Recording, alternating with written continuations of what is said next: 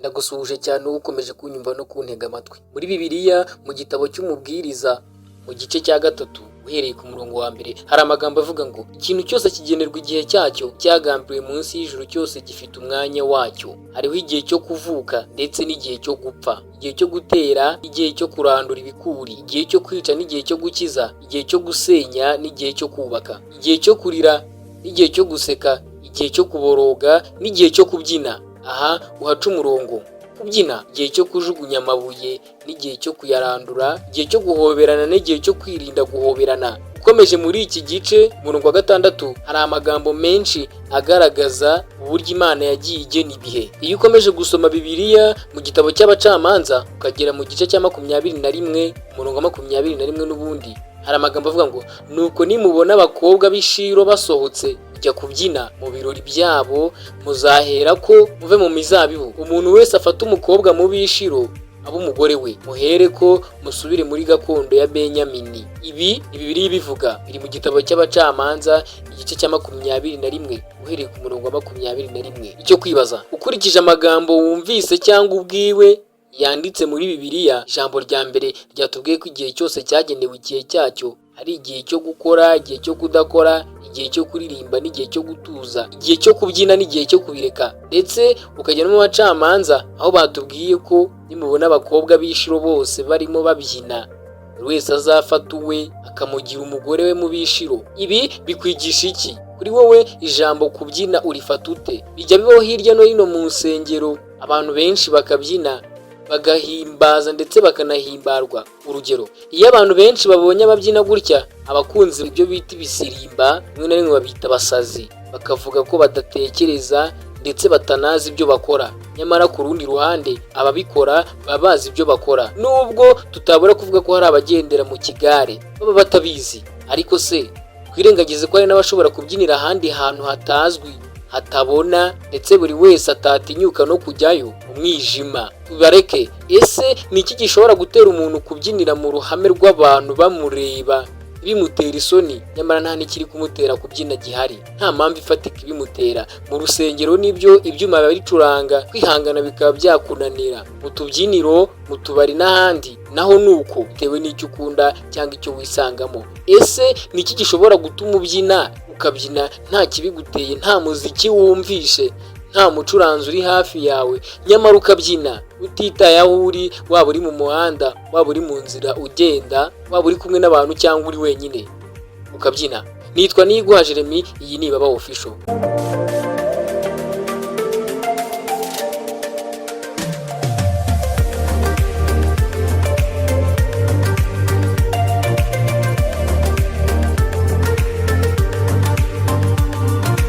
Abarenga 400 bishwe n'umunaniro uteye ubwoba watewe no kubyina cyane. Ushobora kubyumva kibaza impamvu babyinnye bakananirwa bakageraho gupfa, cyangwa rimwe na rimwe ntunabyemere, ariko nibyo byarabaye. Wari wumva inkuru ukagira ngo ni amakabya nkuru cyangwa se filime mu buzima bwawe. Ibi ngibi ni biba ku bantu benshi, cyane cyane iyo bumvisha inkuru zigaruka ku cyorezo kigeze gutera isi muri Nyakanga mu mwaka w'1518 mu gihugu cy'Ubufaransa, aho indwara idasanzwe yatumaga abantu babyina, bakabyina nta muziki, bakabyina mpaka bashizemo umwuka. Abantu benshi iyo bumvise iby'iyi nkuru cyangwa se iby'iki cyorezo bagira ngo ni amakabya nkuru cyangwa kubeshya, nyamara ibi ni ibintu byabayeho koko, ndetse byanabaye mu mwaka w'1518 mu gihugu cy'Ubufaransa. Abantu babyinaga ku buryo ubwabo nta bushobozi babaga bafite bwo kubihagarika. Hari hagati mu kwezi kwa Nyakanga cyangwa se ukwezi kwa 7, ubwo umugore witwaga Frontofe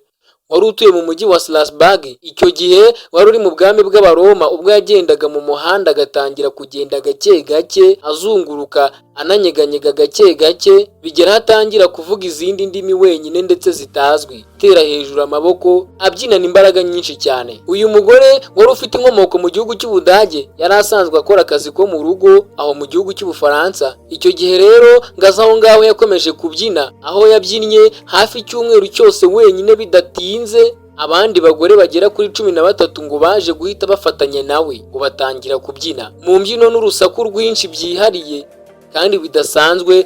Bivugwa ko uwababonaga wese babyina ngo yabiyungagaho agafatanya nabo bakabyina, ndetse ngo bakabyina imbyino zidasanzwe kandi zihariye bataruhuka. Umubare w'abari bakomeje kubyina wakomeje kugenda wiyongera, bagenda babiyungaho biyunga kuri uwo mugore watangije igikorwa, ndetse wanakomeje kuba munini, aho bakomeje kubyina ubudahagarara kugeza ubwo bamwe bari bamaze gucika ibisebe ku birenge byabo.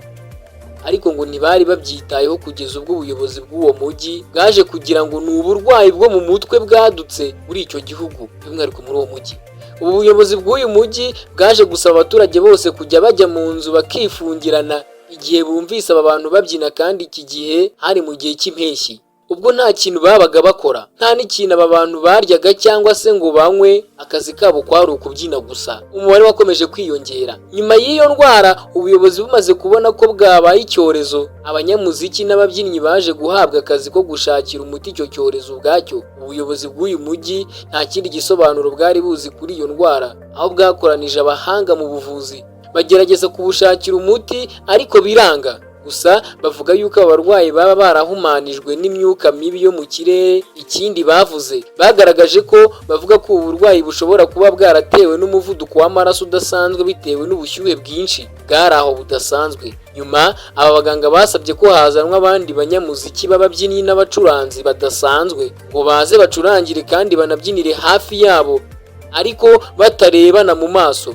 Uko wabonaga wese yahitaga amera nkabo akabiyungaho. Byaje gukorwa, hashatswe n'abasore b'ibigango bitwaje imigozi minini, bagendaga baterura bamwe mu barwayi kugira ngo bajyane mu nsengero ngo basengerwe. Nubwo ariko ibyo byose byakozwe bumvaga ko bishobora kuzaba igisubizo kuri iki kibazo, ibi ntacyo byaje gutanga, kuko uko bukeye n'uko bwije niko umubare wakomezaga kwiyongera. Nyuma baza gukeka ko ari umuvumo w'uwo mujyi waba warabonye kubera ibyaha byakorerwaga muri uwo mujyi.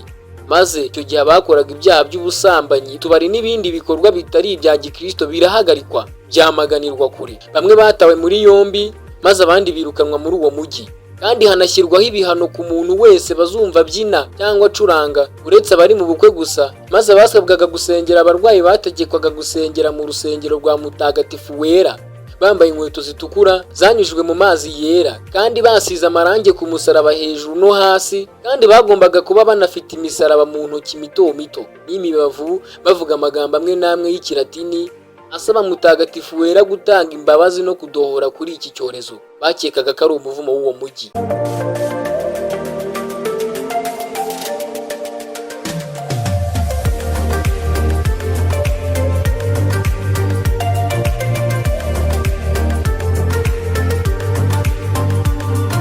Nyuma y'ibyumweru bike iki cyorezo cyabaye nk'igihagaze. Amezi 3 ashize iki cyorezo kirashira burundu, gishira kimaze guhitana abantu barenga 400 bishwe n'umunaniro ukabije, guhagarara k'umutima no gukoresha imbaraga nyinshi, bakananirwa cyane kubera kutaruhuka, batarya batanywa kandi bakoresha imbaraga nyinshi bari kubyina. Urundi ruhande, mu mateka y'Uburayi ntabwo ari ubwa mbere byari bibaye, dore ko no mu Budage byigeze gufata abantu bagera ku 1021 hari ku mugoroba wa Noheli, nyuma y'aho abantu 18 bateje akavuyo muri kiliziya babyina ku buryo padiri atabashaga gusoma misa, maze uyu mupadiri ngo abavuma umuvumo wo kubyina ubudahagarara nk'igihano. Aba bantu 18 bakomeje kubyina umunsi wose kugeza aho Noheli ibaye, maze ngo basaba imbabazi babona guhagarara kubyina. Bararyama cyane bananiwe, bamwe barapfa. Kandi mu Butaliyani mu kinyejana cya 15 umugore yarumwe n'agasimba kazwi nka tarantula, maze ubumara bwako bumutegeka kubyina ubudahagarara, aho inzira yo gukira yari imwe gusa, kwari ukumva umuziki utuje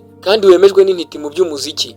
Muri rusange iyi ndwara yabaye amayobera itarabonerwa umuti cyangwa urukingo, yakomeje kugaragara ahantu hatandukanye kugeza mu kinyejana cya 17.